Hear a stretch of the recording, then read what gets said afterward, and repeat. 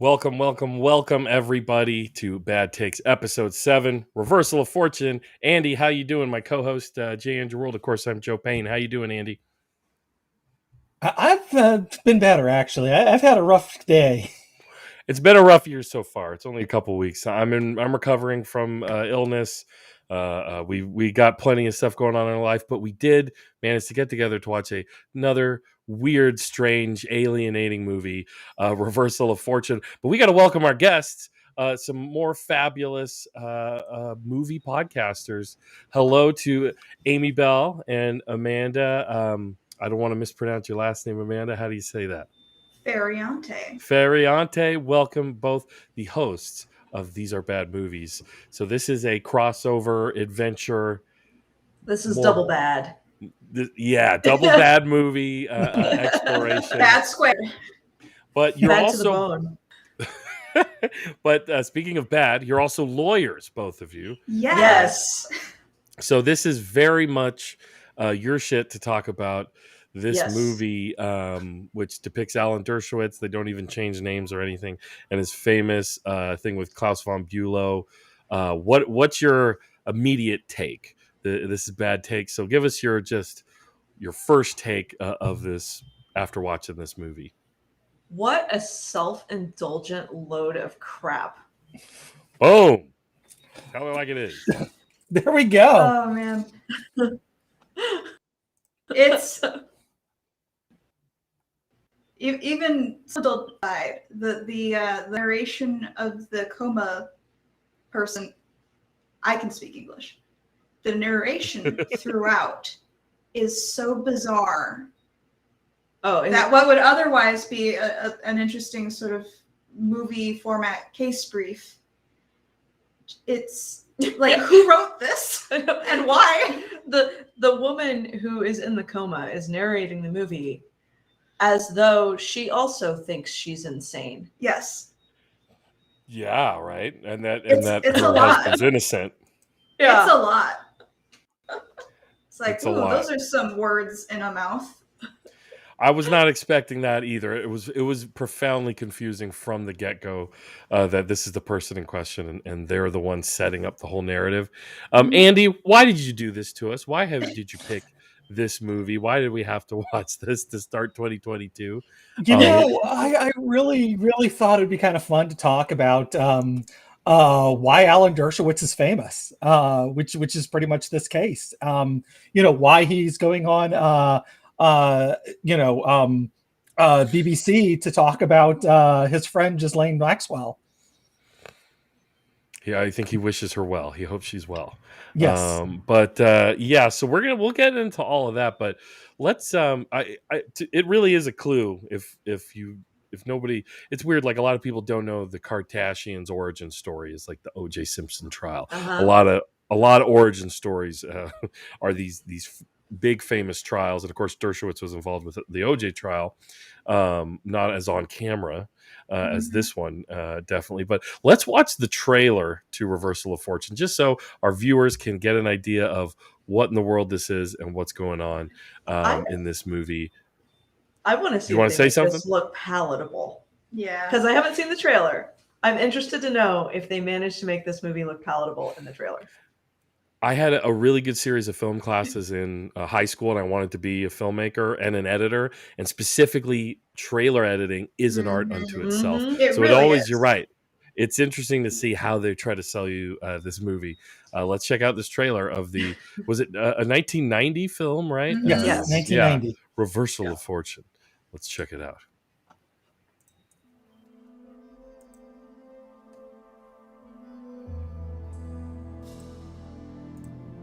He defied public opinion. When I married Sonny, she was the most beautiful divorcee in the world, and one of the wealthiest. You marry me for my money, then you demand to work. You're the prince of perversion. Flaunted the privileges of his wife's money. I'm involved with someone who falls beyond the parameters of our agreements. Well, that must be better for you than what you've had to put up with. Until his own family accused him of trying to kill her. Now, a world-renowned Harvard lawyer. I should tell you that I have the greatest respect for the intelligence and integrity of the Jewish people. Like, whoa. I got to feel there's some moral or constitutional issue at stake. But I'm absolutely innocent. And a team of law students. We have to completely obliterate every single aspect of the state's case. Are the only ones who believe in him. Klaus is a scapegoat. He's obviously guilty of something pretty despicable. Insolent. Because almost everyone else believes My lady's not diabetic. that anyone with so much to gain. You do have one thing in your favor. Everybody hates you. Well, that's a start. Pretty must soon have everyone will something hate to me. hide. In Europe, a gentleman is given the opportunity to end things properly. You're a very strange man. You have no idea. Glenn Close. Jeremy Irons. I'm not afraid, Alan. Let the chips fall where they may. Ron Silver. So much An innocent smoking. man would say. I know. Reversal of Fortune. The mysterious case of Klaus von Bülow and the story that shocked a nation. Even the trailer narrator seemed kind of tired, right? Yeah. And the story that shocked the nation. So, whoa, No, sorry. that did not make me want to watch that movie. No. No, I had no interest in this, and then it came across my desk that this movie existed. I tend to stay away from this is basically Oscar bait. I mean, let's face it. They put people won in old awards, Pearson didn't it? makeup. Yeah. So like that alone Yes. is a Yeah. dead giveaway. That if they're trying to make Yeah. pretty people ugly, it's an Oscar bait movie. Yeah. Jeremy Irons won. Didn't he win the Oscar for Klaus von Bülow? He might have. I was just double checking because the writer Nicholas Kazan, who adapted it from Alan Dershowitz's book, which is quite obvious because he's just like, "Look at me, I'm trying to save these black kids." That was the weirdest thing. Is there are Yeah. these disembodied black kids that they're trying to save, that are really only mentioned rhetorically. Like we never Mhm. see them. They're like it's very It's- bizarre. It's phone calls, it's T-shirts, it's door labels in them. Yeah, a label on a door. Well, it's That's trying our to pro bono wing. That's our pro it's bono trying wing over to there. justify defense law. in the which- weirdest way possible. Yeah, because like defense law doesn't really need that much justification I've never seen that angle taken. of like I gotta represent some bad people so I can afford to represent the good people. Like I've never heard that as a justification for going into criminal defense. And I've been a criminal defense attorney. Wow. That's never once come up until No. this movie. no. There was nothing that rang true to any like way people in law speak to each other. The sort of God complex narcissism a little bit. Okay, yeah. Like it was very on the nose, but also I believed it. Yeah, but it was very like melodrama. They're like, I am going to read a case law, you know? Mhm. Yeah. But And you're talking about Silver as Dershowitz, right? And all of his like cadre of law students. oh my word. It was the most like even in law school, the first year, the conversations were still more nuanced than that. Like that's the baseline sort of dichotomy is like, is okay, defend bad person. But Yeah. but this movie really sort of flattened it. The weirdest way. Yeah. The weirdest way. And It was like somebody was trying to make a moral argument who didn't actually understand the morals that they were defending. or agree with them. And I think I'm fairly certain that in saying that our favorite part of the movie was one of the law students, the Indian one, Raj, Right there. right there in the front. Yes. That was the coolest person in the entire film. And we only got like 2 lines out of him, but they were like, Straight bam, up, yeah. that guy's smart. Yeah, it's like this guy And gets it. I'm so glad Fisher Stevens didn't play him because he's already banned from India for playing an Indian guy in the Short Circuit movies. So, Oh, and Fisher I'm not- Stevens is also in this movie. Ah, Well, that's yeah, interesting. I'm not Not familiar with familiar any with of the that, no. actors. There is a Yeah, big no, scene. he was. There's a big, really quick. There's a big scene where because I'm interested in what you ladies were saying about this big. They have this one student of his has this big moral dilemma. Oh, my You saw it where she's like, he's clearly, she has this big moral moment about it, and it really did seem like a very plastic, like cardboard cutout, like an old West set West Wing. of an argument. Yeah, like that. Yeah, it was a very Sorkin argument where Dershowitz. And honestly, doesn't it come down to like how Dershowitz has tried to launder his image ever since. Is like, well, if I don't defend this incredibly wealthy, powerful person in this case, it could happen to any of you. Right? Well, I mean, there's a little bit of truth to that. Yes. There is. I mean, we need the ACLU, and they take all kinds, and it's because that's where the issues come up. Well, and even these big defense cases, it does open avenues of defense on down the line. Yeah. But you're not running into people in law school who are like, defense law? What? Like they may think that, but it's certainly not coming up as a big, everyone join me in walking out of our job right now. Yeah. It's like, I don't need the credits. Let's leave. No. I have a moral problem with this. Yeah. Yeah. No. So obviously he did something wrong. Well, yeah, but that doesn't. Well, and as I explained to people who are, new to the concept, it's like, even if they're guilty, they'll try to reach an equitable outcome as opposed to having the book thrown, right? Yeah, maybe they actually need psychological evaluation. Maybe maybe they mitigating circumstances. Yeah. Maybe the prosecutors mishandled evidence or information or well, and at the very least they need someone to explain the process to them. Yeah. Right? Like, what is actually happening to you while you're being prosecuted? What are your options? Like I've and this is weird to say, I've helped people go to prison. It's weird to say it like that, but that's what my role was for some clients. It's like, how do you get your affairs in order? What are you shooting for? What's going to be a good option for you? And sometimes, not even most times, but sometimes it was prison. Yeah.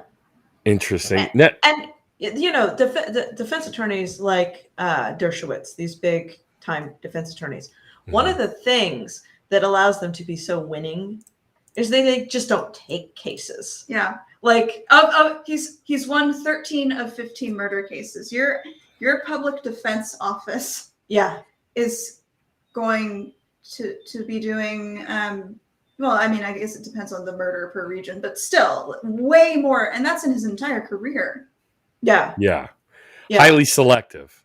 Right. So a lot of these really winning attorneys, what they're doing actually is they can afford to be selective in the cases that they take to further their academic credentials or, Yeah. But there's no I think like movies like this give people the impression that you can like Dershowitz yourself out of any charges that you get. No. And it's just like, no, Dershowitz can't even do it. That's why he doesn't take hardly any cases. Yeah. Well, and he had a whole cadre. Allegedly. A whole cadre of law students who could afford to sleep overnight in the office effectively. Yeah. I watched the Siskel and Ebert, and I think Ebert characterized it. He's got a commune set up in his house for all these law students. I'm like, it's not a commune. He just bought them, so he just made them food, But they're sleeping there or whatever. But let's so I want to hear from both of you. Like, does this case and Dershowitz feeling he had to write a book about it and making a big scene and arguing it in the public sphere, arguing it in the courtroom, is this case, like the merits of this case, what is actually going on in this case, actually warrant all this attention? And if people aren't familiar, Klaus von Bülow, played by Jeremy Irons, and we'll get to the performances, but his character is allegedly has put his his wife, what's her name again, played by Glenn Close. Sunny. Yes, Sunny Von Bulow, into a unresponsive vegetative state by and her kids hire a private investigator and like a private prosecutor to Which I've never heard of before in my life. A private prosecutor. That's a trip, and I feel like we've been hearing about this with that very public case, the lawyer who's been under house arrest going against the oil company. Yeah, there's some Don creepy, Ziegler. Don Ziegler. There's some creepy private prosecutor shit going on there, but it's weird because then the conversation also becomes, was it like negligence? Did he let his wife, sink deeper into this coma because he wanted her money? That's like the argument that Dershowitz and his team start getting in, like to justify it to themselves. But what about just the case itself and trying to prove that this guy, murdered his wife? Or do you think Dershowitz had some kind of argument when there's that scene where, to justify what he wants to do, he says, "This pisses me off. The fact that rich people can hire their own investigators and all of this, I got pissed off." Like, is there something to that? Is this a remarkable case in that respect? This case is something that you cover in law school. Yeah, it definitely came up. I don't remember what class it came up in, though. See, I also remember it coming up in like evidence, because you didn't actually have evidence in this. Like, well, lady, and ladies, really quick, you're breaking up quite a bit right now. It's hard for me to hear you. We just want you to come back really quick and maybe start over when you're. Yeah, I think we're having a little technical difficulties. Everybody, we got some frozen screens here. Since we have a frozen screen here, why don't we? So y'all froze there for a minute. So are we back? We're talking about how, you're back now. We're talking about how this case is talked about in law school. And then I can't remember what came after that. Are you there? Phone's off Wi-Fi. Okay. What were you saying there, Andy? Oh, I was just going to say, one of my favorite things about this movie is the fact that the Lion King actually takes the one of its lines, going, "Uncle Scar, you're weird," and he looks and goes, "I know," which is exactly from this, where Alan Dershowitz, played by Ron Silver, just goes, "You have no idea." He's very velvety the whole time. The other thing too, which is interesting, is his soap opera girlfriend. She's from the soap opera Dark Shadows. Oh yeah, hilarious. And apparently that's the only thing. Like, she's gone on to do some directing later in life, but that was the only acting she ever did, was in the '60s in Dark Shadows. Well, this is one of those, this case, though, on the like legal side of it, it definitely has that you don't want him to succeed. You don't like him. He's like, even if he didn't do anything, like, lock him up, right? Like, he has this just like completely not a good dude. No, a lawyer for oil firms was his job. Oh, was he a barrister? Yeah, no, Von Bulow. Oh, ugh. I don't think that came out in the movie. Well, he said something that he was working for an oil company, but not as an attorney. He said he was an attorney in Britain when he first met Dershowitz, and he told him it was $300 an hour. That's right. He did. But he did say that. You don't like him. I can see how a jury would never like this guy. But the evidence was a little bit not great. Yeah. So one of the things I was saying when we cut out was that there's this evidence principle called inference stacking, and there's only so many inferences you're allowed to pile on top of each other before the judge is just going to straight up tell you no. So that seems to be one of the principles the legal team was getting at. Yes. With the evidence and the insulin, and at a certain point, it's too far removed from a fact for them to make an argument to the jury on that basis, if that makes sense. It's like object hearsay. Yeah. Like the object saying that the object did this, you know. Very interesting. Very so interesting. Like I don't know that like this case is where you get to say Andy Dershowitz is a bad dude, because I'm actually way pro It's Alan. defense. Let's leave the Andys out of it. I'm sorry. Oh and my allegedly, gosh. That's a lovely Freudian slip there, though, wasn't it? Are you trying to say something about me? Alan and Alan. Oh my Alan.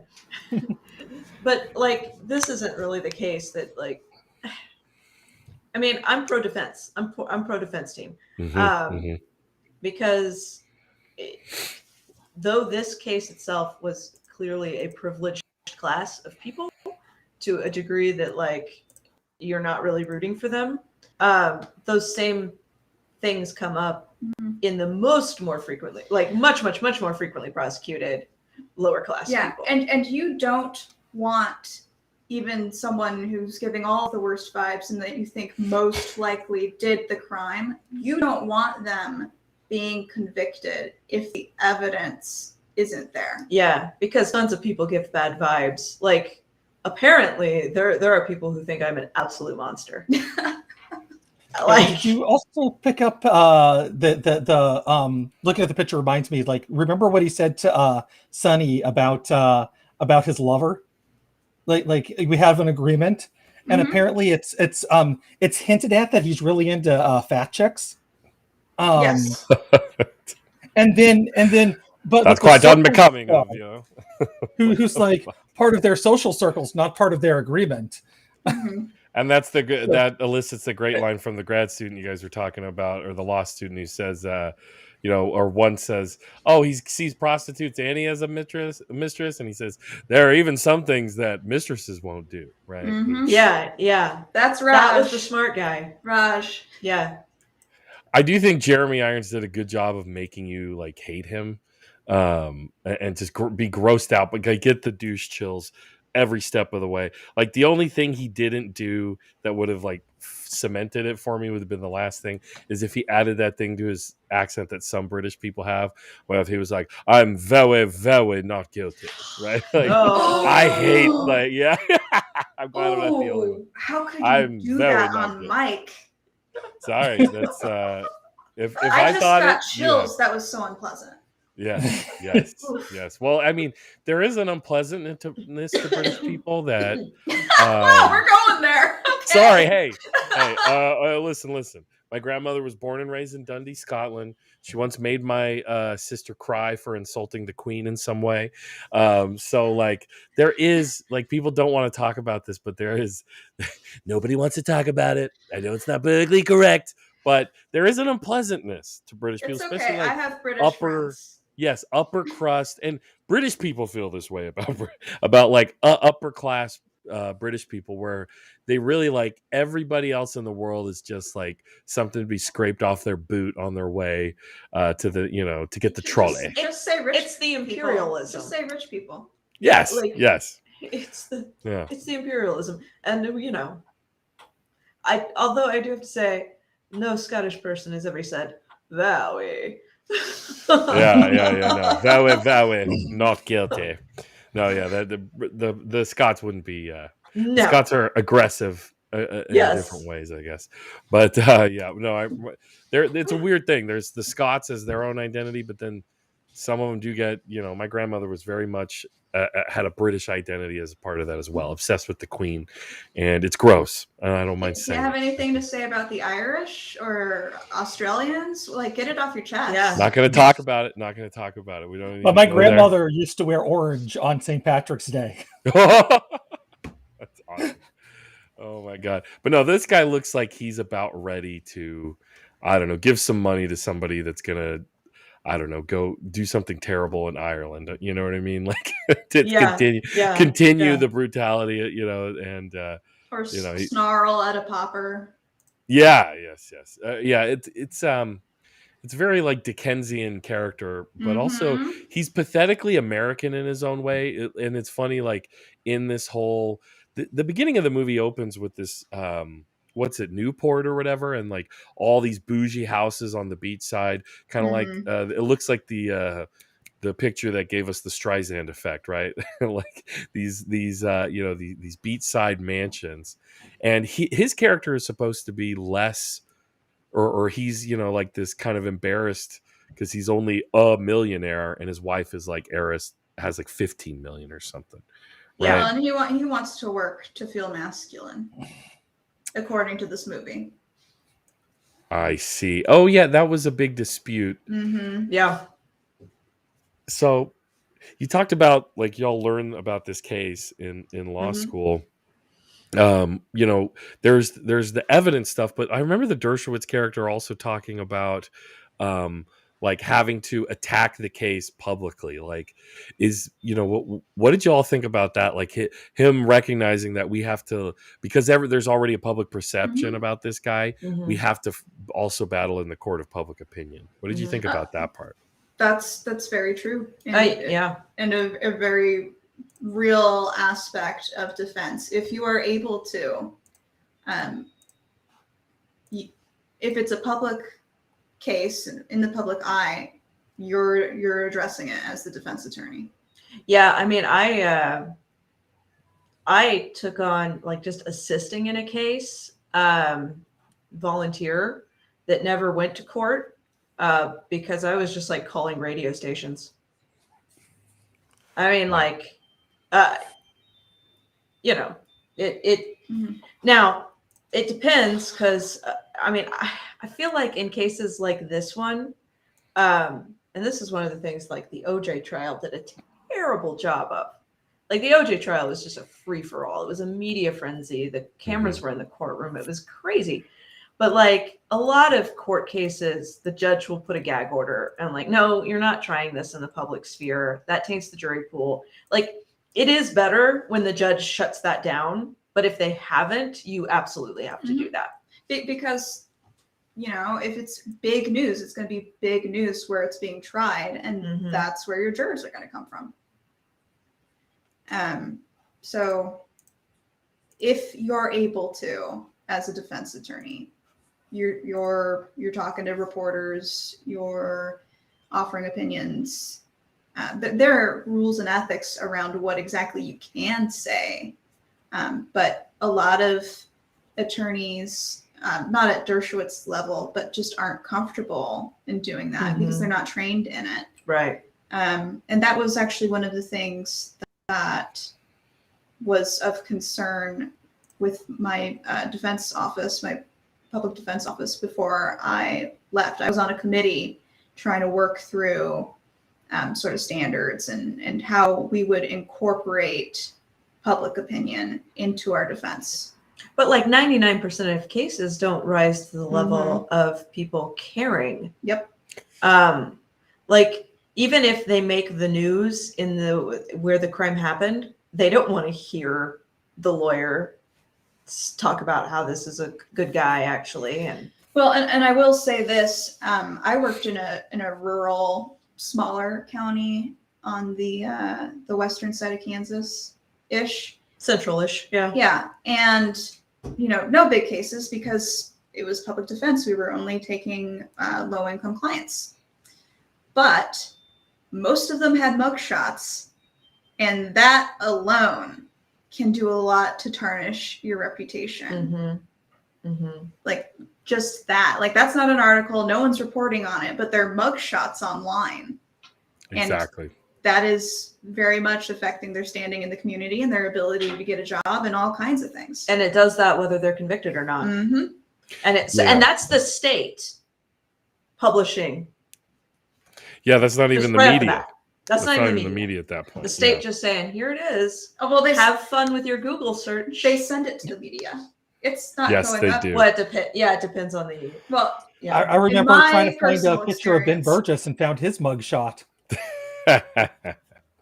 So I don't know if you guys know, but I worked as a journalist for many years here in Santa Maria. I was actually the managing editor at the weekly paper here in town before I left. And one of the things for us being like the free kind of alt weekly as compared to the daily, the Santa Maria Times, was, whatever the Santa Maria Police Department handed over to them, they were going to run it. And mugshots of every person suspected of being involved in whatever kind of petty crimes or violent crimes. There was always mugshots, to the point that the Santa Maria Police Department issued mugshots for people they claimed they had delivered to ICE for deportation, which ended up being a complete when police lie and they get caught, they call it a ruse. It was a big ruse. And they literally lied to local media to get these mugshots in the media because they knew they could play local media like a fiddle, and they'd run them to help protect these guys from like local MS-13 gangsters who they had heard on tap lines were going to go after these guys if they found out they were talking to law enforcement. So like, there's a thing where we're trained in journalism, and I feel like in I was lucky to be in like an alt weekly where we were a little more skeptical, but journalists are trained to take whatever law enforcement gives them, and well, this must be like gospel, right? Because the law enforcement gave it to us. They run mugshots, they run police reports, and I feel like journalists naturally have more of they get that skepticism towards a lawyer when a defense lawyer calls them and starts telling them something. Well, he's a lawyer, but they don't think that way about prosecutors. Yeah. Right? Oh, yeah. That's one of the things that like really just kind of about this movie. And when we were bringing this to talk about Alan Dershowitz and all this stuff, it's like, this isn't like, he's not the bad guy here. It was definitely self-indulgent. Like it was so, I mean, that whole, oh God, yeah. Here's my room for the, death row cases I'm doing pro bono. And and the moral consequences are still on you. I mean, it was like yikes. Yeah, and they just made him look like this family guy sitting around the table with his son, like they're gonna fry those two kids, and then he just seems like this family man put upon guy. And there's another he needs those massages. Of course, there's another little tidbit in this scene where allegedly the son says, "Hey, this guy's calling." Calls from Bewley. He goes, "It's the press," and he goes, "What? You don't want to talk to a newspaper?" He like is. So Dershowitz definitely. He was a media maven even then. But it's a skill. You know? Like if this was something that was taught in law school, or that there were readily available continuing legal education courses on, it's a big game changer for defense attorneys who can handle it. So when I chose to just kind of take on the media a little bit as part of like let's have this not go to court because nobody can afford this. The city was going after homeless people for they were stopping food sharing with they say you need a license and all this stuff. And when this was happening, I mean, everybody was appalled when they saw images of the city going in and pouring bleach on food that they have just taken out of a homeless person's hand. Holy shit. Right. Jesus. And so they're going on the news to talk about how concerned they are for the health and safety of the homeless population. And if there's foodborne illness there, they're going to wind up in the hospital. And they, we're just so trying. That's why we poisoned the food. Right. And like, I heard them talking on the local radio station, and I called in, and, I had already announced myself as someone that like, no, we're taking on the city, which I'm glad we didn't, because I was just out of law school and that would have sucked. But like, I called the radio station up and I'm like, why aren't you having me on here too? And their person put me through, and I'm like, no, wait a minute. And I like started bringing them to task on there, and people would like, when I said, I'm working on this homeless thing, I had people that were like, well, that's a First Amendment violation. I heard that on the news, and I was like, that was me. Yes. Yeah. Oh, yeah. There's even a little clip of you in your suit jacket with your clipboard out in the windy park. Yeah, at the news, I would put on a suit and carry a clipboard. The clipboard had nothing on it. Classic. Optics. But I had my pen, and I was like, that's so good. Yeah. Media savvy is a thing that I, Yeah. since I come from journalism, like I'm in my local DSA chapter trying to, get them to be a little more like, hey, press releases or reaching out. There was a homeless coalition or a group that helps the unhoused, Slow Street Medics. They were doing in San Luis Obispo street medic stuff during the uprising of 2020, but then they were also just caring for unhoused people, and they were able to get local media. They were doing a vigil after an unhoused man died in the street, right? And which just gets ignored everywhere. And because they had just a little bit of media savvy, they knew how to, kind of, lead a little treat in front of the nose of local journalists.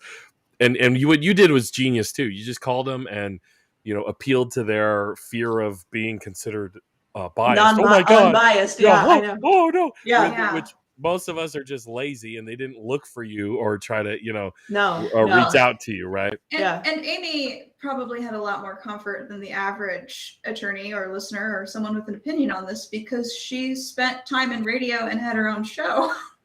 Yeah. So calling in, it wouldn't be a foreign concept. But, it was fun. And yeah, the media strategy is effective, and it can wind up, like in this case, I really confidently think the city would have lost if they had gone to court, because First Amendment issues are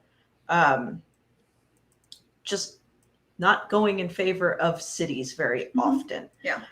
And this one in particular was like, they were claiming that the homeless people couldn't be invited to your picnic, right? Oh my God! Because they called them picnics, and everybody brought a lot of food. And I'm like, well, how many people is an appropriate picnic? It's a block party. Come on. What potlucks? Like, where's your potluck licensing?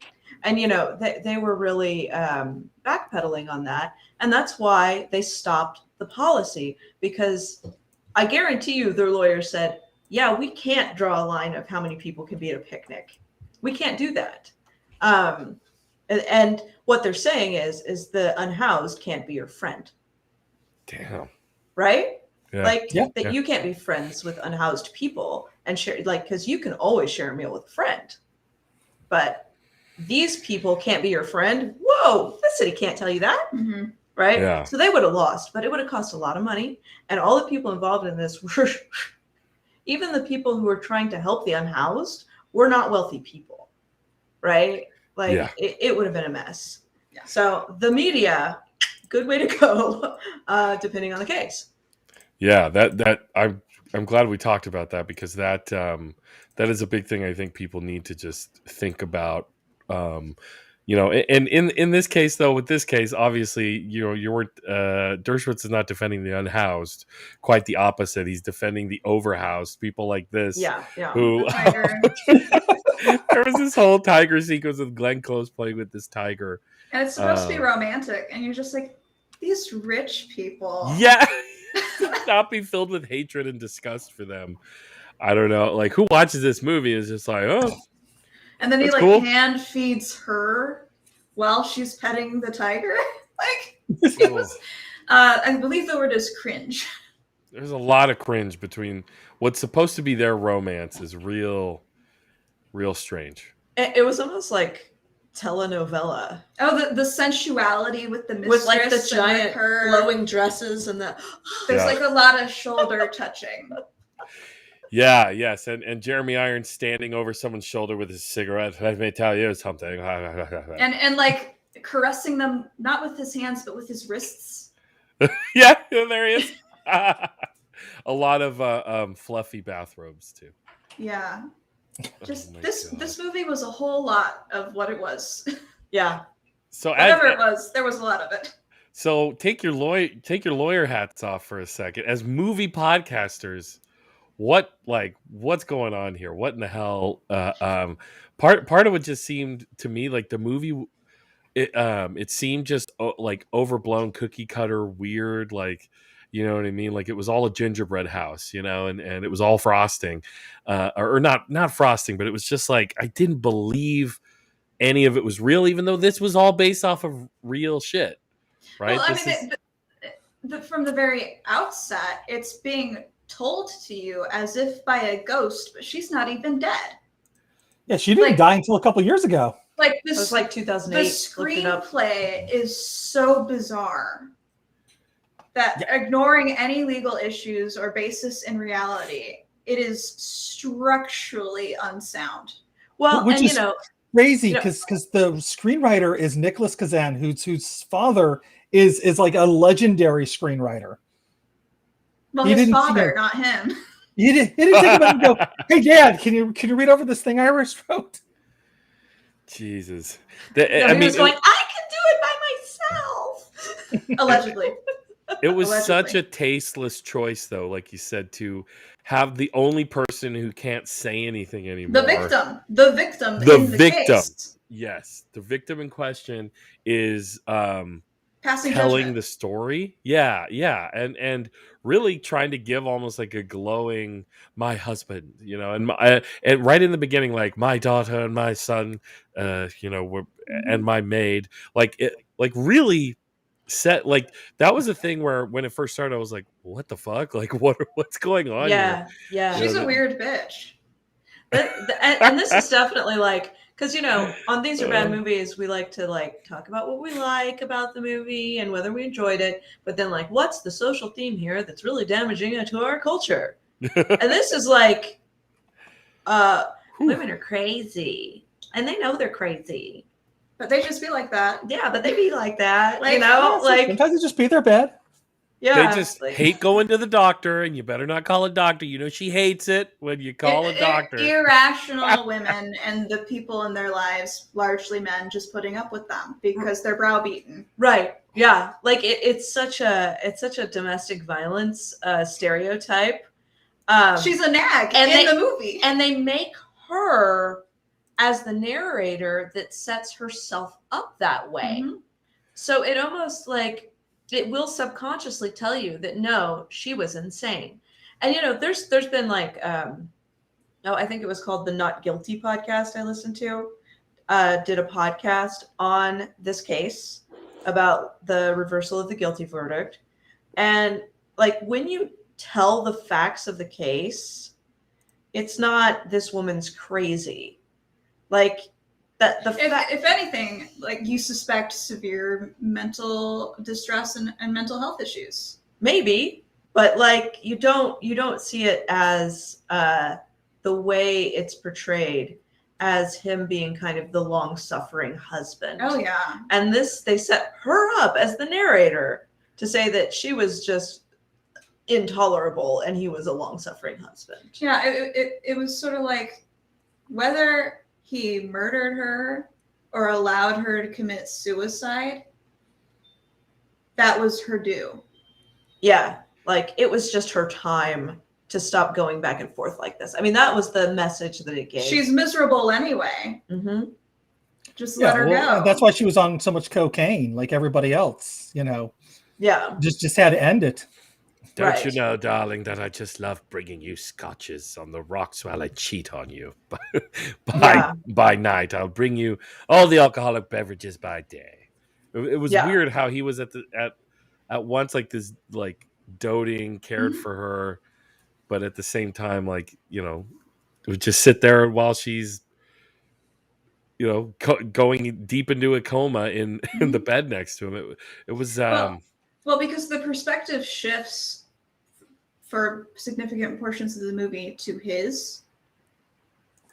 It's not like giving you a lot of signposts or anything. But it does very distinctly become his version of events. Yes. For I want to say at least a third. Glenn Close just disappears. Yeah.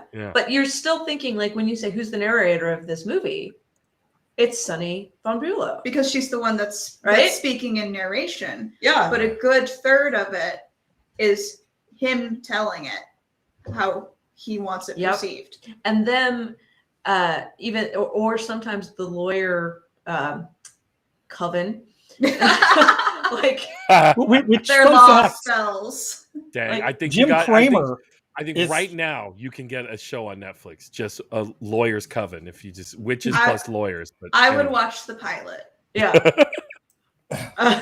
So and in that coven in this movie, Jim Cramer is supposed to be one of those law students. For real? Yeah, from Mad Money. Oh my god! wow. Let me find the law students. Here they are. That's not Yeah, all of them. There's a lot of them. There's a lot more of than them. that. There's a Yeah, lot of them. there's like 30. They need like full Olive Garden spreads of the pasta and the salad. There's like scenes where they're getting down on whole Italian dinners and all other type of stuff. Chinese food. Yeah. Oh yeah. Which is weird because like in Boston there is no Italian places. My buddy moved up there from an Italian family and couldn't find any good pizza. Like just Well, nothing. These events would have been from the 70s, right? I don't know. The Maybe latest, because the book was published in the 70s. yeah. The court case happened in like the early 80s. I thought. Yeah, it was 1980 when this happened, and 1981 when it went to court. Well, I'm bad with numbers, but okay. It's very close to the 70s. The food layout, the food environment may have changed. Also, if you're asking your Italian friend whether there's Italian food somewhere, they're always going to tell you no. Yeah, this is very true. Well, I already shit on I the told British. him the trick about Greek food. Like, if you can't find a good Italian place, find a Greek place, and it's pretty darn close to Italian. And we found a Greek place like right next to his house, and we went there, and he's like, "Hey, this isn't half bad. No, it's." So I already offended the British, so we don't need to like just broad. No, shout out Italians to the Greeks are for making Greek. good Italian Greeks are food. Italian. Oh man. I can't believe you said that, Andy. Can't believe you, Andy. That's anti-Italian bigotry. We've had enough of it. Well, my wife's Italian, so I have a shield. Throw your hands. Throw your hands. Oh, all right. Oh man, meet me behind the Arby's. I dare you. Before or after I get the roast beef? Ooh. It depends on how you want to go down. What Would about? it make you feel better? I want to talk a bit about the class dynamics in this, because obviously the only reason we're even hearing about any of this shit is because there's a bunch of rich fucks that this happened with. But there's also, I read an article that kind of talks about how, while this case is interesting for its own merits, this is the beginning of Dershowitz crafting his persona, his public persona, right? And he depicts himself as this kind of like, I'm just a working man. I only charge you so much because I have a whole team commune of law students living in my backyard, and I got all these black kids I'm trying to keep from being executed. But really, at this point, as this article details, he was like kind of rolling in it already. He was already. Oh yeah, that house seemed way small for. And he's presumably tenured at the time At Harvard. And Harvard maintaining- Law. Yeah. Well, and here's the other thing. I think given that team and the kind of case it was, 300 was low end. Well, I mean, 1980 money though. Yeah. That's. Even then. Yeah. Yeah. He even It was says, in the ballpark. But in the reply, he says it was average. But I mean, also the short notice, right? Like that's part of why he's got his little cabal of law students, is because he has to write a 100-page brief in 30 days or something like that. Which is, about the going time for writing briefs anyway. But like that was one part of the movie that I did enjoy, was the dissection of the court's prior opinions and arguments that had worked and hadn't worked in front of this specific set of judges, because that is something that does happen in law firms that have criminal practice and presumably civil practice. Well, like you do look at the appeals for your local court. But I think the class dynamics here are all over the place. And it hits you right in the face, like, oh, rich people doing rich shit, you know? But like, the class dynamics of who goes to Harvard, the class dynamics of having gone to Harvard and being a Harvard law professor, does their argument carry more weight with a judge, with a jury? Especially when they're well known. I mean, there's there were probably 100 smart lawyers all across the country that could have made that same argument, but that's the one that has the access to the power halls. That's the one that has, you know, we have this idea of brilliance as being this really like unique thing. And it's really funny because in this country, brilliance has a tendency to come out of 5 places tops. And that's not how the world works. What a coincidence. What a coincidence. Right? Like, so, you know, he's, and definitely this movie was like a love letter that Alan Dershowitz wrote to Andy Dershowitz. Himself? To write to himself? Look him in the eyes, Andy. Look him in the eyes. He's looking deep into his identical twin. Yeah. But like he, in this movie, the way this movie portrays him is as somebody who just really has a lot of faith in their own brilliance. And like people with minds like that are basically a dime a dozen in law school. Like everybody is that way in law school. And you know, you don't go to law school unless you do well in academic settings. Right. Mm-hmm. Like, and you know, you get whatever the gatekeeping is to get into institutions like Harvard. You know, they try to make it look like they're letting more of the poors in, but they're not really, you know. No. It's still a lot of legacy thing. It's still a lot of Allegedly. nepotism. Malcolm Gladwell said Who you that, There we go. I don't particularly want to be sued by Harvard. Yeah, Malcolm Gladwell said that the Ivy League universities are not, in fact, actually getting poor people up into their ranks with any success that matters statistically. So you just have this movie is putting the privileged class on a pedestal, and it's not the class that hits you in the face with the tiger at the tea party and all of that type of stuff. Like that's the rich that you're looking to be mad at. But like the self-righteousness of this coven of Harvard lawyers, right? Yep. Who, you know, the cases that they were talking about, and they would come in there like, wow, look at this case I just found. And like, they would have read about that case in a newsletter and been like, that's interesting. I'm going to try to find something to expand this case on. Like, it might have even been the reason he took the case. Like, they weren't getting surprised by like major turns in the Supreme Court. Like, oh, you know, that's Look, they got a denim jacket and a backpack slung over one shoulder. They're just like us. This was the chick who was like, how could you defend a bad person who did bad things? I'm sorry, but that was one of the most unrealistic things. Like, really? Like, well, then I also love the abuse of the First Amendment too. It's like, you know, Alan Dershowitz was like, can I exercise my First Amendment here? Yeah. Like, what government agency's trying to shut you up, bro? Cringe on cringe. It's supposed to make him look witty, but it's just like, what an asshole. But again, nobody trained in law would use the First Amendment as like, that's the way like libertarian dude bros on the internet used the concept of the First Amendment. Like, can't I just say anything I want at any time in a room full of people that aren't actually in control of me? It's like, what are you, my student, a cop? Yeah. Yeah, if you were to update it for today, he would be like, "May I say something before the woke mob cancels me over here?" Yes, Yeah. yes, You know? yes. Mm-hmm. That's pretty much what he was, kind of saying during Trump's first impeachment part one.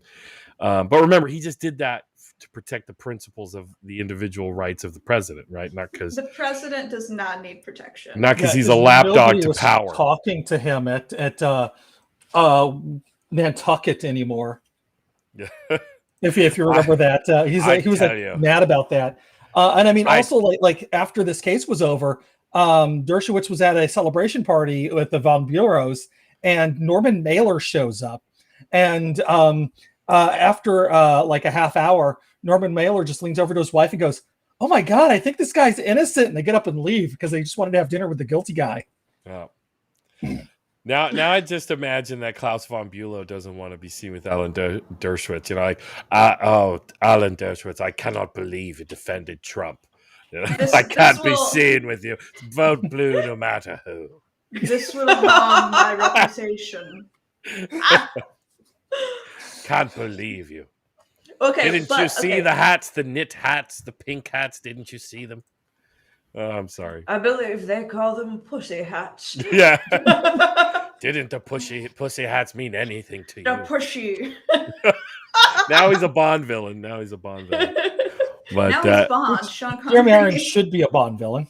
oh my gosh, he was a lot of fun. He did make it fun. Like, he didn't try to make the guy redeeming at all. Like, he really wanted. That was the one thing where I did feel like you had a good actor challenging you. Like how much can you hate the guy, but then be convinced by this clown's like, but he deserves a defense. This rich guy. It's just because he deserves it ideologically and something Constitution. Look at this Except gold I leaf. don't even believe that. Yeah. Yeah. But I will say this about Jeremy Irons' performance. I feel like there were a couple times where he was on the verge of being on the verge of tears, which felt very real. It's like this guy wishes he were crying right now to add some legitimacy to his BS. Yeah. But, okay. Yeah. I thought you meant like the Kyle actor. Rittenhouse of the. No, I think it was an acting choice. Okay. I thought you meant No, the he actor was was good. about to cry because he didn't want to be there. No. I think as good. portraying Klaus, Yeah. his No, eyes because would get a it's- little bit more shiny, but the face wouldn't change.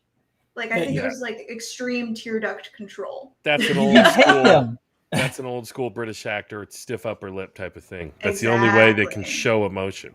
You hate him, but you Glassy-eyed. also appreciate like what he's like what he's going through. Like you almost kind of feel for him because it is mostly through his perspective. Poor guy. Look at this poor guy. Jeez. Oh, People just don't understand. Mhm. I mean, actors from Dark Shadows. Well, and it was interesting as, the end credits were almost starting to roll after everything's wrapped up, and it's like Dershowitz is still alive, and Klaus never divorced Sonny, and it's like, of course he didn't. He wants to stay on the will. He did actually divorce Sonny. Well, at the time of this movie. Yeah. Yeah.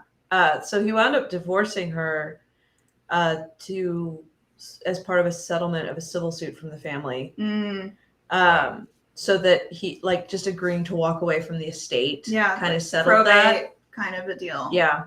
It's typical. That's typical, right? Y'all are lawyers. That's typically what happens in situations. Well, I mean, there's also if for whatever reason he, had a new significant other who had a better estate. Yeah. There's laws against bigamy. Yeah. And Just for this reason. Reason. All the crazy ladies love the bad guy.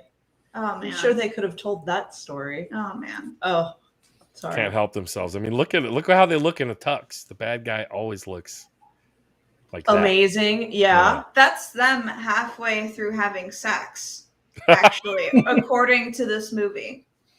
It really was the weirdest, they're in the throes of passion kind of stuff. And they were fully clothed. Yeah. And it was just them sitting upright in bed like the whole time. Like that was. And a lot of like shoulder glancing touches, like a lot of shoulder work. Yes, I want to find. Here it is. There's this one. Like, this is basically your life if you're a rich person. That's what I got from this movie. If you're incredibly wealthy, like heiress or whatever, you get to sit upright and read in bed all the fuck you want, and that's pretty Which sweet. I love to do. Wouldn't it be nice? Like, that is one of those things, like the kids out of the house, everyone's leaving me alone. I'm gonna pile the pillows up and sit up and read a book. You got your cocaine on the side. I got my coke. Wait. You got your scotch. Allegedly. Shots of insulin and all other kinds of things. Ready to partake. And then spend an abnormal part of my life in the bathroom.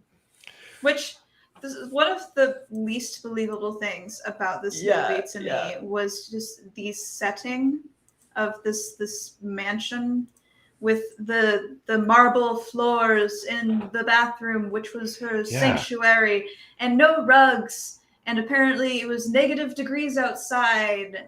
And they just have these glass windows and these big old radiators and no carpets anywhere. And they're just wearing like quarter sleeves constantly. I'm like, how are these? It's like, does being rich make you immune to cold? What is this? Well, radiators do get really freaking hot. I mean, those old radiators. But you can't see that on film. Like, it was just really, it really took me out of the movie. My suspension of disbelief fell through, just going, y'all gotta be so cold and have such dry hands, and you pay to live like this.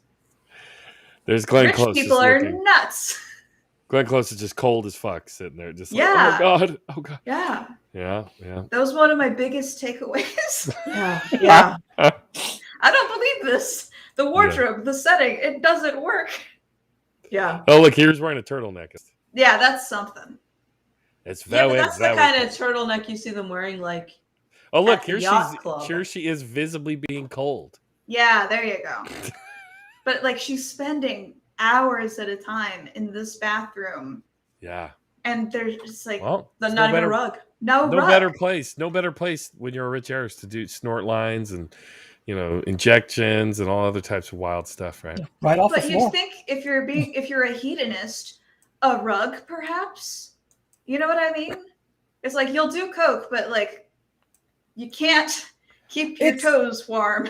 What? The problem with carpeting and cocaine is that you have to, if you get any on the floor, you can always just, get it in a line and do another line. I trust Andy on this. I don't know why. But then when you got a carpeting, you have to vacuum it up, and it's just a waste of cocaine. Here's the thing: you don't carpet the entire bathroom. You put a rug in front of the toilet. I imagine she's not standing the entire time, right? Like, if she's going to What do if lines, she it's sneezes not while she's snorting peeing?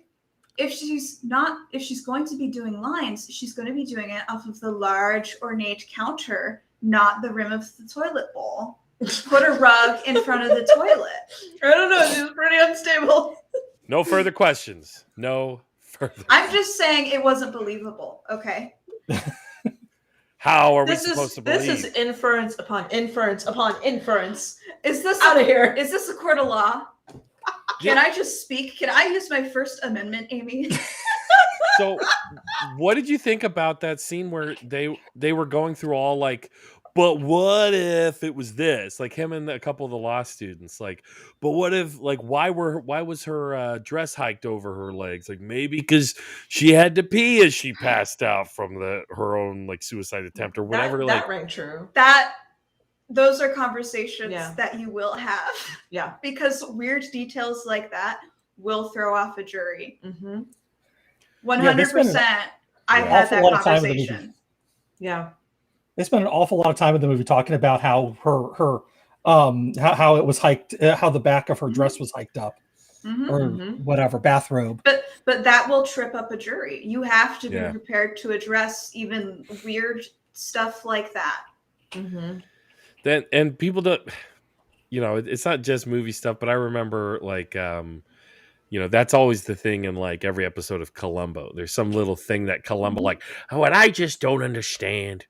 It's why was the dress hiked up? You know what I mean? Like there's that Yep. like one Yep. question that he Yep. has that my mind is Oh my God. hinging on this. I helped on a case where one of the big weird questions, but an important one, was why was the mattress in the living room? Why was the mattress in the living room? Why the not, mattress bro? didn't have anything material. Like the mattress wasn't stolen. Like why do you care? But it does, depending on how you frame it, offer context, real Like or not. they were splitting up, or there was sex Yeah. work, or Yep. you know, like the mattress in the living room. You might think, well, that's not an important detail, but you do have to like work out, ready to. Interesting. So I'm going to stop the screen share because I felt like that is what made you all cut out right now because that happened again. Oh, we got another frozen screen. It happens, but they will be back in a moment. I'm sure. I did find that photo of the bougie bathroom though. What you see that, Andy? yeah. No rug. Yeah, there's lots of places you could do a No lot of coke off rug. of. No rug. But like, Case closed. I mean, she had a wealth of options. That she did. She could have like a square foot rug just to stand in a corner, like letting the coke. There are plenty of places to lines. She could have a rug.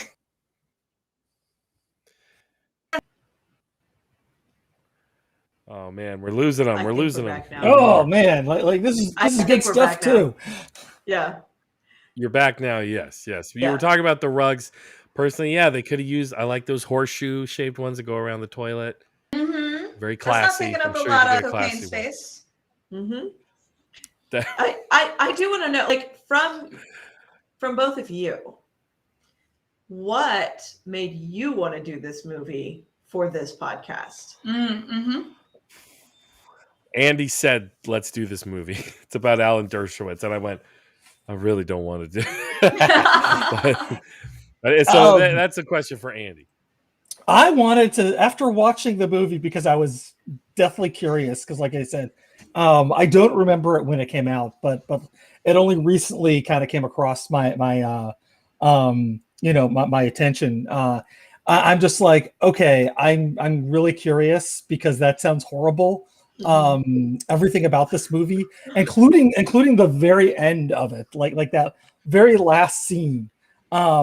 It's just, you know, a complete like bizarre thing to actually view. And then when I watched it, it was just like how egocentric Alan Dershowitz was by like constantly centering himself as the most awesome person in the world. Yes. You know, that he's able to like, oh, I get to be detective now, and I'm gonna interview this drug dealer from Rhode Island. You know, Yeah. just everything was just amazing. And then the last scene where freaking Klaus von Bürow's buying cigarettes, and he's just like, and a vial of insulin. Well, as he notices the woman noticing him because of the tabloid cover. No, that's not the first time he does the I'm a full-on creep murderer JK move in the movie. In the Chinese restaurant, right? He makes a few like puns on it. It's like, I'm a doctor now because I can just administer insulin. Exactly. But to your point, Andy, with you know, Dershowitz talking to the drug dealer and witnesses and interviewing and you know, really doing the groundwork. Part of the reason you have an investigator or some other member of the firm do those interviews and not the attorney is so you can testify in court about what that person said if their story changes on the stand. The lawyer himself or herself cannot do that. Yeah. Interesting. So that was just a stupid move. That probably didn't happen, right? Or if it did, he just did something really stupid. like having an affidavit is all fine and dandy, but oral testimony is going to have a much bigger impact than an affidavit. I assume you never read the book. I have not read the book, no. I would want to. Yeah, I think hopefully this episode will serve some utility for any one person, just as a like a public service announcement of like, if you want to understand like why Alan Dershowitz is even considered like a person we should listen to on anything, like, you know what I mean? Like, because I really, excuse me, didn't know too much about him until, you know, he's just this like, I'm going to defend Trump, you know, for whatever angle is they're coming at Trump for. I'm his like, you know, pro bono PR officer, you know, and then learning he was, you know, running that same kind of interference for Clinton. And he's just a lapdog for powerful people. But he's also incredibly powerful himself, obviously. Something and Epstein? Yeah. something Jeffrey Epstein. He's been allegedly been accused that he was involved. See, and I haven't followed the news, but even I could make that connection. He said that he only got massages from the underage girls. That is what he said on the media. So, you know, yes. We'll just have to take him at his word for that. Yes, and he's only been cultivating his public persona and image in public for decades now. This is kind of, to me, the real beginning of that. And so it really is like if you just take for the example how his character, you know, the character Alan Dershowitz in this film is trying to save these two young black boys on death row who we never see. We never learn any more about their case than like a quick like tidbit. It's almost what the worst stereotype of a compassionate liberal would be. Yeah. You know what I mean? It's like the most crude, like, but look, I'm helping over here with this. Why? What's the problem over here with hanging out with the massage parlors on the secret island? You know what I mean? That was one of, like, to me, the fundamental problems with this movie is because it does say something about our legal system and our society, right? Absolutely. And if it were really trying to make an insightful or important point, the movie wouldn't just be about the case it is about. It would be comparing and contrasting the two cases, right? That story, I think, is much more important. Like, which resources are going where? How are the judges responding? What are the prosecutors doing? Yep. And that would have been, you know, a movie covering this case, of course, which is interesting on its own for the publicity it got, but would have actually said something important. Yeah. Most people understood this whole situation through very public media court cases, but this film really didn't even spend that much time in court, did it? No. And to me, that's why the whole thing is like aggrandizing. Good old Andy J. Andrew Dershowitz. Sorry, yeah. Alan Dershowitz. You know, who gets so impassioned he breaks his you know, his fresh out of the box that looks wireless phone, cordless phone, as we're. Which I know this was 1980. Oh my god! Yeah, you know how expensive that was. Oh my god! It was crazy. That thing explodes. He cared so much. About the case. Yeah. No, that was impressive. Yeah. But so I've seen a lot of law movies growing up because my parents did correspondence law school when I was a teen, and when they took breaks from studying, the break was watching a law movie because or LA Law. It was sort of or Crime and Order. What? Law and Order. Oh, okay. Crime and Order is different, obviously. Law and Punishment. Law and Punishment exactly. is a great Yeah. And so I've seen, I want to say, more than average a lot of law movies compared to other people in the legal profession. I had never heard of this one, and I think in my head, comparing it to the ones I have seen, it spends an unusual amount of time on the prep. Yeah.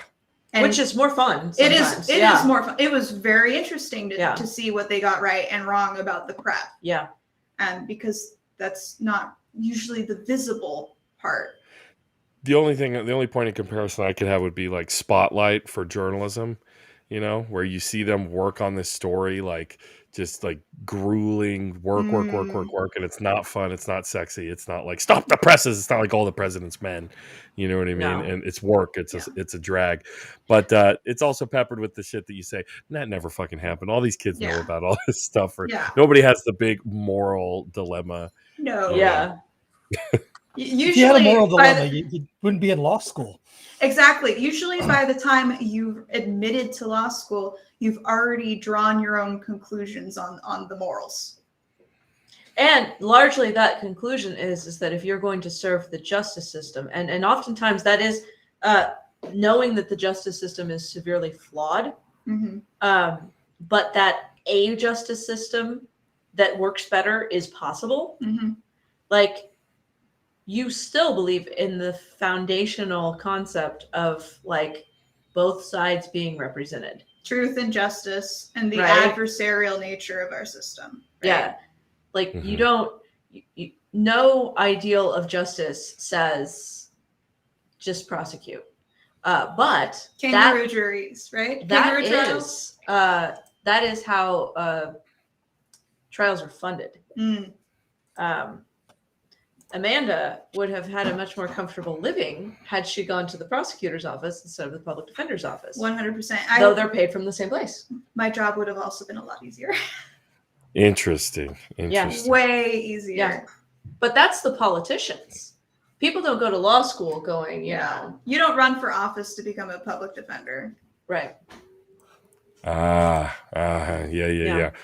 Or you don't even become a public defender without wanting to run for office one day. Is that maybe? I don't. No, thank you.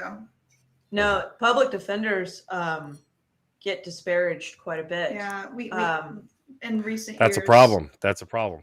Yeah, they're villainized because they're representing terrible criminals, murderers, and bad people. Sorry, I was thinking of like the DAs and yes.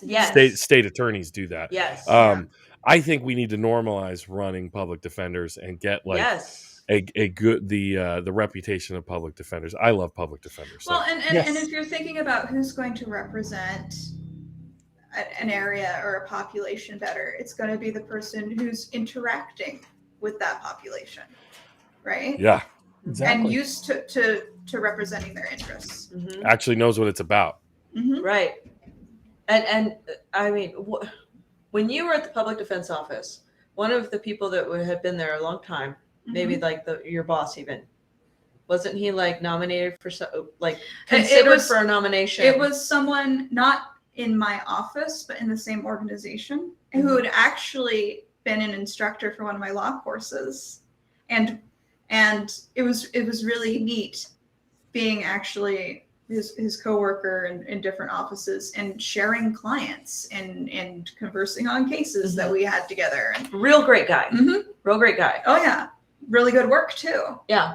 And was nominated for I don't remember the position. It might have been something to do with the state Supreme Court. I think it was a judge position. I think it was a judge position, and one of the biggest thing that counted against him was that he represented various child molesters and things, and him doing his job, which is important for the system to work, was what kept him from a job that he was totally qualified for and would have brought a needed perspective to the bench. And wasn't it that he didn't even get nominated? It was like he was being nominated for the nomination. It was something. And they culled him out before the nomination because of being a public defender. And, that's kind of this crazed thing, like, why don't they go after the sex offenders? Like, when you start talking like that, that's the type of attitude that makes the public defense the villain. And even this movie, like as nasty as these people looked and as nasty as Alan Dershowitz came off, it makes Defense look like the villain. Because of who they're representing. Yeah. They don't even like that they're doing it. Even and they have to go to Yeah. these lofty, idyllic, fantasy lands to justify it. But this is the last line of defense for the people against the state that is protecting the capitalist interest. Well, and something I'll say is I didn't do it long enough to get any like big interesting case. Like I only second chaired on murder and stuff like that. I wasn't handling those cases because you didn't want that. I was new. Yeah. But like you think of domestic abuse and violent crimes and abuse against children and elders and addiction and burglary and that kind of stuff. And you know, they're just average people. They're not evil. They did a thing they shouldn't have done, but they have the same concerns and problems as the rest of us. And oftentimes more problems. And just have some like judgment issues. Like they need to work on that skill. Or maybe needed some support, mental health. Or access. addiction. Addiction therapy. But like even the people who were difficult to work with or who had bad attitudes or whatever, or did really messed up things, like whoa. If you're in defense and to any kind of degree where you're not leaving immediately just because you disagree with it on a fundamental like value level, you do come to recognize humanity in people. Like the label criminal, you don't consider that to be human like you. It's like, no, 100%. Like the amount of people I represented that I could have been friends with because we cared about the same stuff, but we were just in very different positions. We see it all the time. Our society is so obsessed with law and order and criminal justice. There was just that like god awful like focus on the person who received the first pig heart transplant. Like every story led with the fact that but this guy stabbed someone like 30 years ago or something. Like we can't let somebody be part of a medical breakthrough. We have to bring up that like, should he have got it because he had a violent crime in his past? The answer is ideally we would all die peacefully in our sleep of old age. And then we all never committed any kinds of petty. I know, that's the thing. That's the other thing, is that when you're poor, you're more likely to get prosecuted for things that the rest of us, maybe not Amanda, but the rest of us have may or may not allegedly done, right? Like, you don't know me. You don't know? I do know her, actually. Oh, so it couldn't be. I could have done it. Okay. What was it you did? I'm thinking knives. Oh, okay. Just saying. And allegedly. And by this, she likes the knife emoji. Oh, my favorite. Emoji. That could be a threat. I'm just saying. That was a wild night. Criminal threat is a felony. Okay. Just saying. Yeah.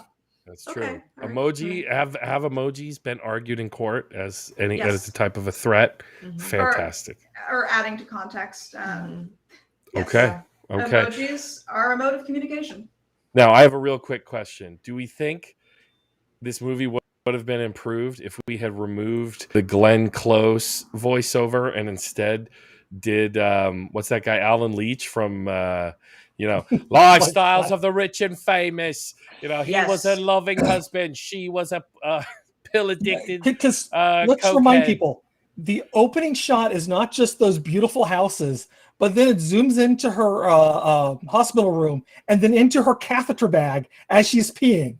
Oh my god, I forgot about that. Yeah, it was very much like she's just a body now. Not everything is Bengal tiger tea parties in this.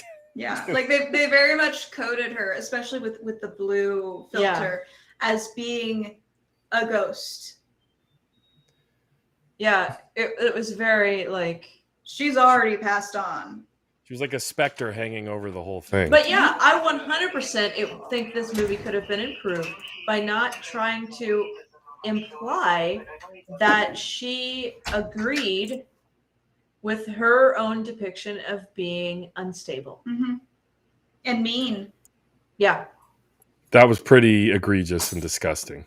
Yeah, and that's one of those things. Like we've done a year's worth of our podcast now, and we are so tired of biopics because they run into the same problems every single time. It's like, you are depicting a real person.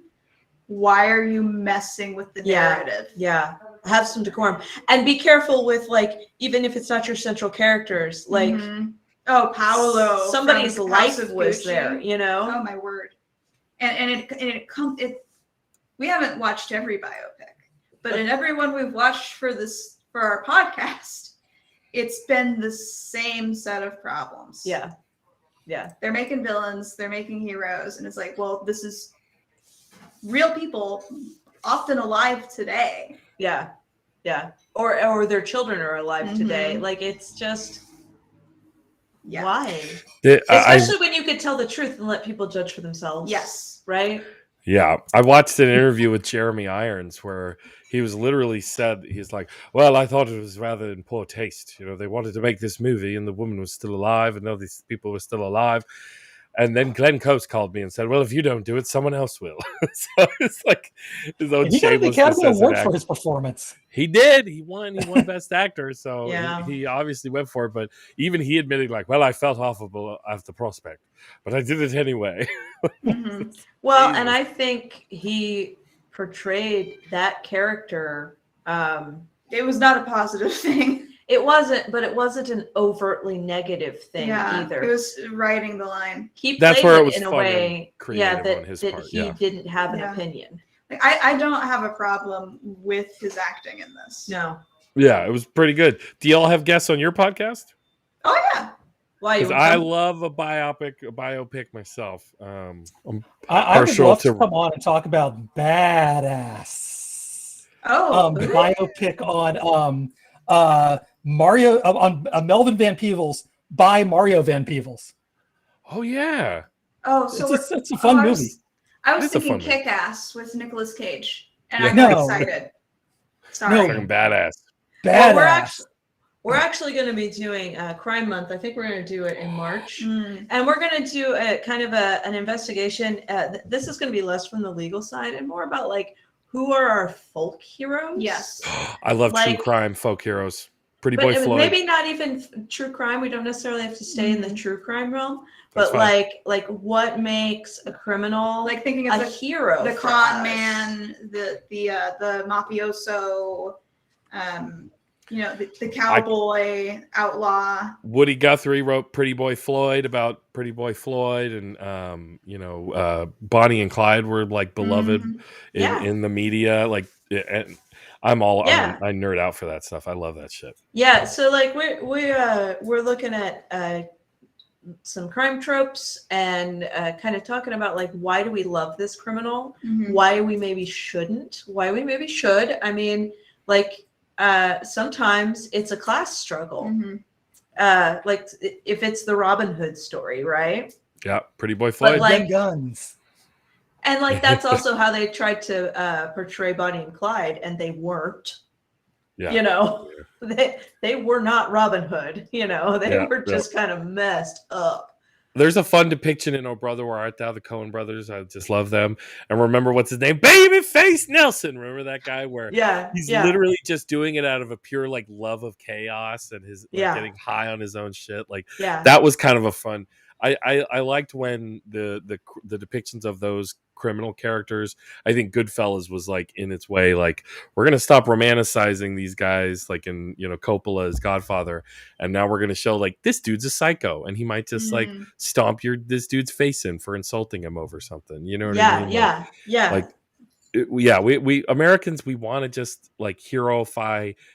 Doesn't matter with the villain. Like we want to make the villain the hero. You know what I mean?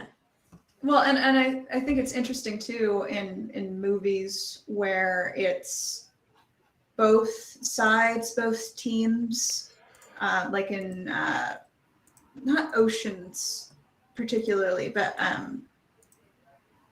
it's out there. I know it. It's The Italian Job, right? Yes. You have the competing thieves, but one's the good guy and one's the bad guy, and it's like they're both engaging in the same activities. Where does this distinction come from? What's the good criminal, and what are we actually yearning for when we celebrate the crime? Because I think probably it has something to do with knowing that we're being robbed by the system. Wouldn't it be cool? And feeling like it's almost aspirational to get something back from it. Specifically with heist movies, right? And I think, and to tie it into this creepy moment at the end of Reversal of Fortune, there's this idea of like the triumph of the individual against the system. Right. I may be a rich asshole, but at least I got away with murder. Wink, wink. I just remembered something I wanted to say about this.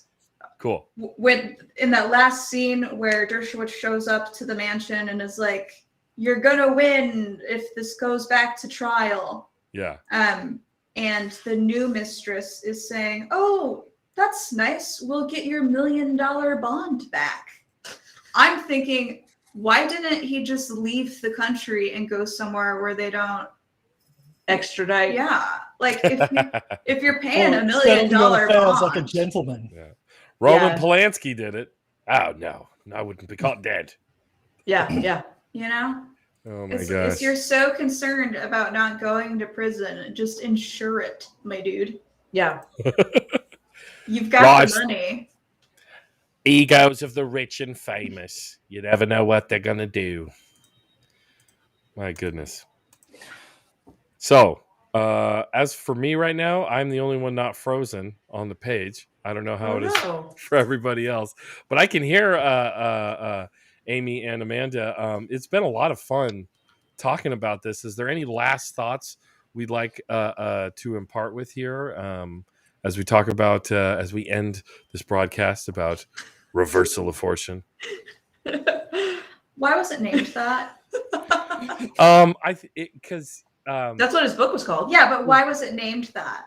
Because I think he's trying to do the double play. So as a journalist and a writer, like, we're all lazy. Like, when people write, they're lazy. I'm just a sucker for alliteration, or like throwing a bunch of syllables, the same syllable in a row. But here he's trying to do the pun, right? Where the case has been reversed. And they have a fortune. And he has quite the fortune. But like the fortune isn't like passing back and forth between anybody. Like, I don't think it works. But it's his fortune as a person to be not found guilty of a crime. Yeah. Yes. As a rich person with a fortune, he's fortunate to be able to buy a massive legal team. But like that 2 years from now, when you haven't seen this movie recently and you're thinking about the story and you're trying to remember the name, there's not going to be an obvious connection there. It was hard for me to remember. Yeah. Like, it was hard for me to remember too. Like, even after watching it and telling my husband what movie I just watched, I was like, I kept having to check. It was law. Yeah. Let's see. So I agree. That's my. Oh, and you also didn't like the cover art. Oh, the poster was so poorly designed. Graphic design is my passion. Let's go to that. But the go to that really quick. Amazon, all of the posters, like not just. That's there's the one. A lot That of is them. the one. Oh, that one's really bad. Isn't it though? She's on there twice, and it's like the underwear shot. Yeah, and that's how they found her. And it's like one of them did it, and one of them is her. But also like if you think about like Oh, man, concepts that's of design, like the weird page rip, like your Because- eyes are drawn to nothing. Because there's a fissure between them. Her death. Even she doesn't know how to feel about it. And it's her death. It's like, no, she's in a coma, but it's like she's a ghost. Dead person goes blue. No saturate. Like the whole thing is so poorly designed. Oh, this is a good one. Oh, there's the an wine. oil slick. Oh, is it blood or wine or what? There wasn't any blood in it. They got silver on the cover of that one at least. I think that's a broken wine glass. El Misterio von Bulo. And that's not even the bathroom. Like yeah. I love how he's so casual in the background. They're like, oh, I say. That looks like the cover of like one of the Ring movies. Yeah. She also looks like she's like they threw this dress on a mannequin with a wig on it.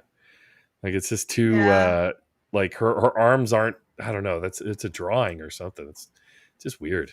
Reverso da fortuna. Sí. Verdad. Gosh, man. Yeah. So now in that one, they're both on the poster twice. Sweet. Yeah, that's true. This is their light selves and their shadow selves. Yeah. They're each of sides of them are being in life depicted. and in death. Man. Thank you for bringing up the posters because those are a lot of fun to look at because man, they get weird. Some weird wild stuff. Yeah, they're terrible. For how much money I imagine went into this production, shoddy work. I honestly, when I look at production, I see like the biggest thing they had to do was like get the rich people locations, and that's not that hard. And the tiger set up, but the rugs, the rugs. They just couldn't get that in the budget. Nope, out of the budget. Room in the budget. The tiger rugs. budget ate it up. Like talking about gosh. location. I mean, the most basic of things. Oh my gosh! Look at Glenn Close's face in that one when she's in the wine glass. Not good, people. She looks Not like good. that little girl in with the car seat. In the car seat, yes. The meme, the meme girl in the car Yes. seat. Like what? Yeah. I can't even believe they put me as a character. It's the narrator. Yeah, like- Jeez. It's the angle. It's the open mouth slightly With the teeth showing just a little bit. Yeah. Both of the designs are not good. The wine glass design, not good. And she was drinking scotch, you idiots. Yeah, jackasses. Can you? I had a hard time coming up with something for this that was interesting. I mean, I love that you got the phone. Oh yeah, the phone's in there. I love that you got the phone. Yeah, no, that was like a Yes, personal. you did. Oh my gosh. So if I toggle between these, people can see Andy's art really quick. And yeah, you got that clunky cordless phone. Good job, Andy. That was It pretty was a sweet. major Man. character. Yeah. Yes. Yeah. They killed him off early. That the phone was in there. They killed him off early. That poor character. Yeah. So I don't know. I don't know if you all still look frozen, but let's just give our last thoughts on this and call it a night. I know it's late where y'all are. It's later than where I'm at. So my thoughts are, man, this was kind of like a peer into the lifestyles of the rich and famous. Only like what one of the rich people like wants you to get the best idea of him. Like he really is setting himself up for this weird future life that he's going to have. And listen, I'm just a principled lawyer. And that's what you can count on me to be. It's a very weird. It's a weird artifact. I'm a salt of the earth Harvard professor. It's a very strange artifact, and that's kind of how I see it. And I feel like we're a little bit like archaeologists, just kind of like uncovering this. Oh yeah. This is how they lived. Yeah. Well, and I'm just glad that we got to do the Law movie with y'all because I love Law movies. They're never good. Not even My Cousin Vinny? Oh, okay. So, but also my favorite movie genre is Italian Americans behaving poorly. Yeah. My Cousin Vinny just hits the sweet spot. Yeah, there's a lot of great moments. What are you, some kind of fucking world traveler? That's my favorite moment. The Utes. The Utes. Well, what was the name of that? The actor who plays the judge. He's so good in that. Herman Munster. No. Yeah, it was. Yeah, wasn't he? It was Herman Munster. I blanking on the actor's name off the top of my head. Yeah. Yeah. Very ashamed of I you, love Andy. Marissa Tomei. Yeah, who was also in Who does? Pet Cemetery. Yep. Yeah. Who doesn't love Marissa Tomei? From George Costanza to, Favreau, John Favreau. Yeah. Yeah. So my last take on the movie is that this is actually a really interesting story. This legal case is very interesting. Not a good depiction. I've heard it done better in podcasts. Because Wow. are they trying to report you facts? And you can really get a little bit more into the meat of it. It's a really interesting case. It is worth going to learn a little bit about this case because it is a trip, right? But like this movie didn't do it, right? Not like, so much. Get the story from someplace else, and not the book either. Not in Dershowitz's book. No, Alan, damn it. You mean lawyers? Lawyers are going to be dishonest about how they depict things? Well, okay. I'll say this as a lawyer. I hate licensed professionals. What do you mean? It's not all that hard of a club to join. And a lot of people, like you think of doctors, you think of dentists, you think of lawyers. The veneer a license can give someone so they feel comfortable behaving poorly. Yep. You know what I mean? Yep. Like the superiority. Yeah. I'm a licensed professional, and like in general, I don't think it counts for much. Yeah, that Oath Keeper dude who they're charging with sedition is Harvard Law, right? Or was it Yale Law? I can't remember. I hadn't heard. A fancy piece of paper is just that. It's a fancy piece of paper. Oh, yeah, and freaking idiots still make it through law school. And the bar. Yeah. I mean, we both got licensed. Rudy, well, I'll do yourselves a little pay the respect, but Rudy Giuliani still practices law to some degree, right? Yeah. Well, he was disbarred. He was, wasn't he? Yeah, he was. Was that in one state, or how does that work? Well, it depends. You can only be disbarred in a place you've been barred. So if he was only licensed in one state, and if you've been disbarred in one state, it's a pretty strong indication that another state's not going to give you. That's common. A bar. All right. Well, he until very recently was practicing law. Andy, you got a last take on this bad movie? Yeah. Oh man, I'm so glad we were able to kind of dig into like the meat of this movie, which was a lot of fun to be able to listen to real people who've experienced this. Just a little bit. So thank you so much for doing that, because that's what I love is I love watching movies and then like I want to ask somebody who knows about this. This is pretty much how the show started. Yeah. Yeah, pretty much what the show is just me, bringing on people, making them watch a movie, and then having them talk about like what was actually done in the movie and how right it is. So it's great that you all really brought it. I had fun listening to all the stories. I did actually have one final question, and I don't know if this is an easy question to answer. But we'll we pretend talk it a is. lot about public defenders and about how like they really should be. I know Brianna Gray Joy. Did I get her name right? Brianna Joy Gray. Joy Gray. Okay. Yeah, she's enemy of Ben Burgess. So apologies. I'm not trying to make the feud worse. I just literally blanked on the order of your name. Don't come after me.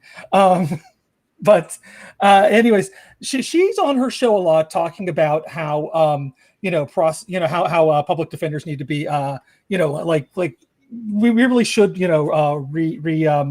rethink about how we view them.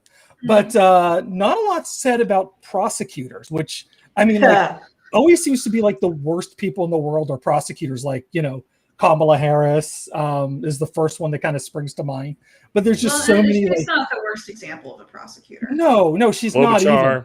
Klobuchar. Although she's the most famous one I could think of off the top of my head. And that TED talk she did was just. She laughed about arresting parents for children who did truancy in her TED talk. Yeah. It is horrifying. This was a big to deal watch. during the primary. Yeah, this was a big. Yeah. That was a big thing.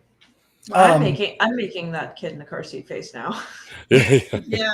But anyways, I just wanted to ask, do you think what do you think about how we view prosecutors, and should we re-examine some of that?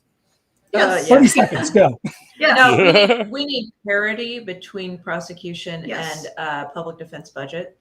Well, and that, Ooh, yeah. like, that's not as obvious as it sounds, because police departments are generally on the side of the prosecution, which is should be a ridiculous thing to say, because they should just be crime and disorder, investigators and not on a side. Like, when it comes to these criminal cases, they're the prosecutor's investigation team, which is going to be how many magnitudes larger than whatever resource a public defense office is going to have. I worked at the best staffed public defense office for the state of Kansas, and we had 2 investigators, and it made every other office jealous. 2 investigators was good compared to an entire police department, not mentioning the county sheriffs. That's 2 departments. Mm-hmm. You know what I mean? Like outside of budget, investigative resources. Well, there's no parity there. Yeah. And anytime the police department shoots somebody, unarmed person dead, it's that other local agency, the sheriff's office, that's going to investigate that and provide evidence. Or depending, or the FBI, DA's office. Depends. Yeah, or the DA's office. And I mean, the idea that like local agencies like the DA, which is always working with local law enforcement, and like you said, law enforcement is backing them up on their side of the case. And that won't have anything to do with when the DA is tasked with investigating a local police officer or police department.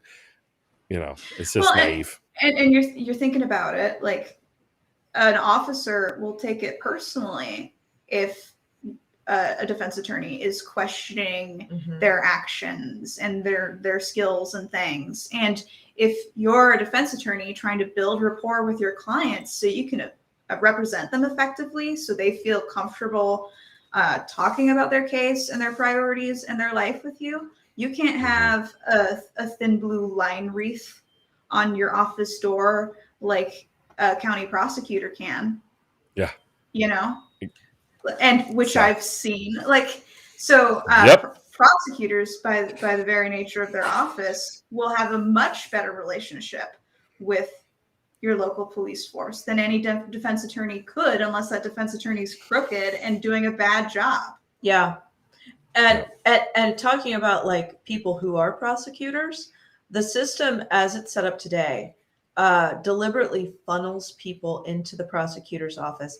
They hire more people and more of the like the good law jobs that you can get to like really make some money, really like do the work that you really want to do, want you to have been in the prosecutor's office first. And they do differentiate between the prosecution and the defense. They don't want to be associated with the defense side of it. It's seen as more legitimate work. Yeah. So of course.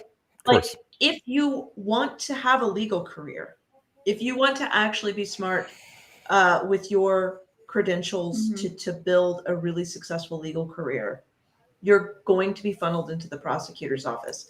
If you want to be a judge, it looks better to have been a prosecutor longer than a defense attorney, because you're going to be viewed as being less biased. If you want to run for office, oh god, you can't go through the public defense office. But being a prosecutor really helps. Like most of the jobs that a legal education really like marquee sign can set you up for is going to funnel through the prosecutor's office. So they're attracting a more competitive talent pool. Not even and they pay more. They pay more. It's going to be better supported. You're going to have more office staff, making your job easier. You know, public defense best staffed office in the state of Kansas. We didn't have paralegals. Each attorney was doing all their own filing and all their own research and all their own writing. You know, and prosecutors didn't have to do that much of that kind of work. They didn't even have to write their own complaints charging our clients. And that's the kind of thing that, like, writing legal documents, like, it's taking so much brain power and thought power that when it's time to file something, you're like, and then and then you're just not thinking great. Like those little things, like, you almost, like, by making you do your own filing, you are diminishing the level of brain power you have to the task of defending somebody, because it takes the whole brain to do it. Although I will say, I've read, actual motions and such from prosecutors' offices that were practically incoherent. Well, the idea that politics isn't intertwined in all this, like, we have this batshit crazy DA in San Luis Obispo County, and like Allegedly. allegedly, Jesus. I mean, I've done enough on my YouTube channel about him. He's probably heard of me, but, like, he was in California allowing dudes with like AR-15s on the top of businesses during Black Lives Matter protests, right? And then, on the flip side of that, some Black Lives Matter protesters blocked traffic, and now that's a Fifth Amendment violation. They're violating their freedom of movement. So now we're going to throw felonies at these kids. Well, and that's one of the other things about, when you're job searching, when you're out of law school, you have bills, you have student loans. You'd really like the experience for the career path you're choosing, like trial work. Joining a big old law firm, you're not going to get the hands-on in-court experience that you're going to get from going the public sector, right? Like, I got to second chair a murder trial, which someone in a private firm with 200 other associate attorneys would have never been able to do, because I was in public defense. Yeah. And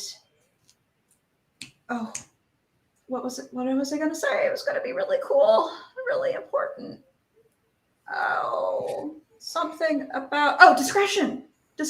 Okay, so on top of better support in your job and better paycheck and better reputation and career prospects, prosecutors have discretion in which cases they prosecute and what the charges are.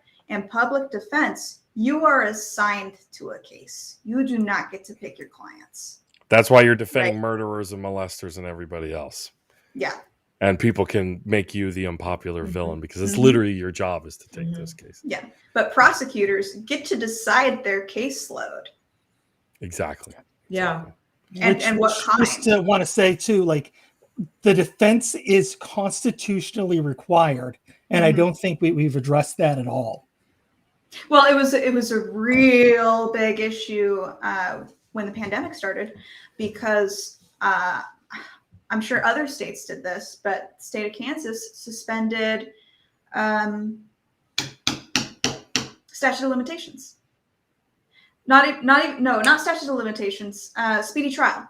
State of Kansas Supreme Court suspended speedy trial when the pandemic started and things started shutting down. So you had people who were in jail waiting for trial or waiting for appeal in prison and all kinds of things, that their speedy trial time frame was suspended indefinitely. Wow. Yeah. And okay, Andy, you don't have a constitutional protection to have a lawyer. It's not like they're required to get you a lawyer. They're not. You have the right to demand a lawyer. And if you don't meet certain income requirements, you have to bring that lawyer in on yourself. And there's no, people don't have insurance for that. And the bar to be poor enough to get a public defender, a lot of people don't qualify for that. Yeah. I didn't know that.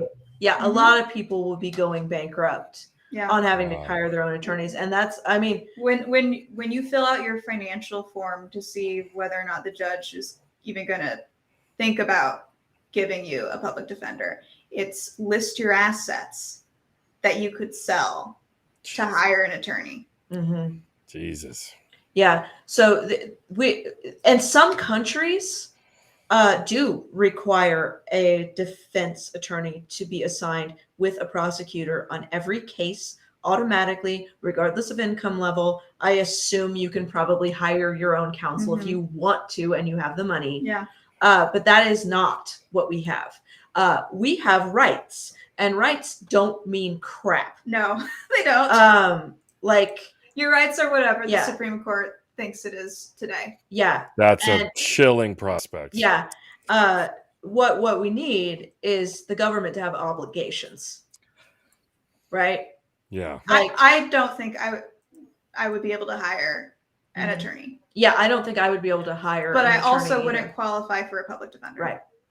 You, all of us on this thing, just looking at the fact that you have adequate housing, it seems. And can stream. Yeah. Yeah. You have an interconnection, a roof over your head. Yeah. Sorry. Yeah, you're probably not qualified to receive a public defender. And that to me is it's a really low bar you got to pass under. Mm-hmm. And see, that's the thing. They pay a prosecutor on every case. Yep. They They could be paying a public defender on every case. But they don't. But they don't. You don't have, like, when they say you have a right to an attorney, that means that you are allowed to bring one in and they can't stop you. Yeah. That doesn't mean that you are guaranteed one in any stretch of the imagination. Let alone a legal team of Harvard Right. law Mm-hmm. students. Right. Oh yeah. Oh Yes. yeah. Right. I just want the Indian dude to defend me. Yeah. Jeez. Well, thank you everybody. On that note. Yeah, on that note, So we're fucked. positive. Yeah, if you're poor, you're Positive. fucked. You got to be really poor. Just make sure you're really poor before you get in legal Yeah. trouble. Like But, cartoonishly poor is the man. level in Kansas. It really is. Yeah. And it's really sad. Yeah. I'm sorry to end on this. Yeah. Thanks, Andy. Thanks, Andy. You I tried to brought wrap it this up. movie. But we will get on any soapbox offered, and this is a big soapbox. Yeah, this is actually one of the things that, you know, we talk a lot about what the media is portraying and all of that stuff. We like doing that,